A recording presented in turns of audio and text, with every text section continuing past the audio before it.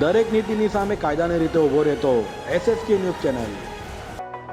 સુરતમાં આવકના દાખલા માટે જનસેવા કેન્દ્રો પર લાંબી લાઈનો લાગતા લોકોમાં ભારે આક્રોશ જોવા મળ્યો હતો। સુરત શહેરમાં જનસેવા કેન્દ્ર પર આવકના દાખલા માટે લાંબી કતારો લાગી છે। લોકોની મજબૂરીનો ફાયદો એજન્ટ અને દલાલો ઉચકી રહ્યા છે તો જનસેવા કેન્દ્રો બહાર થેલો ભરી ડોક્યુમેન્ટ લઈ દલાલો બેઠા હોય। સવારે 6 વાગ્યાથી લોકો લાઇનમાં ઉભા છે, પણ જનસેવા કેન્દ્ર કલાકો સુધી ચાલુ થયું ન હતું। માત્ર 200 ટોકન આપવામાં આવે છે અને હજારોની સંખ્યામાં લોકો લાઇનમાં ઉભા છે, ત્યારે તંત્રની ઢીલી કામગીરીથી લોકો નારાજ જોવા મળ્યા હતા।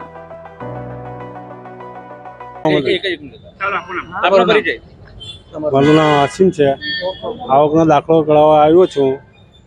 હમણાં કામ ધંધો છોડીને આવીને ઊભેલો છું આ તડકામાં લાઈનમાં। કેટલા સમયથી ઉભા છો કાકા લાઈનમાં? કમસે કમ હમણાં 15-20 મિનિટ થઈ ગઈ। હવે આગળ કેટલો ટાઈમ જાય ખબર। સ્કૂલમાં ક્યારે દાખલા મંગાવ્યા છે? કેટલો સમય કીધું છે? હવે આ સ્કૂલ ચાલુ થાય એના પહેલાં જોઈએ દાખલા।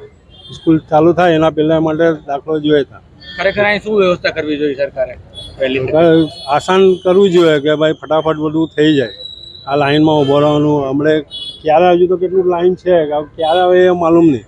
એટલે 20 મિનિટ તો થઈ ગઈ મને।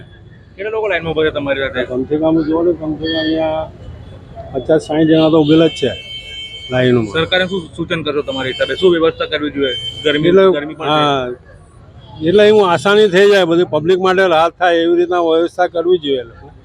ત્યાં બધું શાંતિ, બધું બધાને શાંતિ થાય કે ભાઈ સંતોષ થઈ જાય। દિલીપ પટેલ બોલો સાહેબ।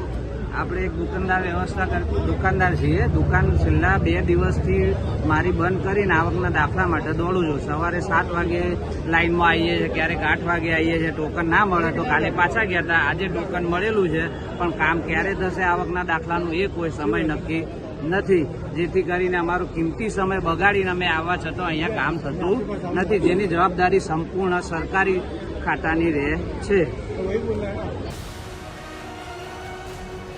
દરેક નીતિની સામે કાયદાની રીતે ઊભો રહેતો SSK ન્યૂઝ ચેનલ।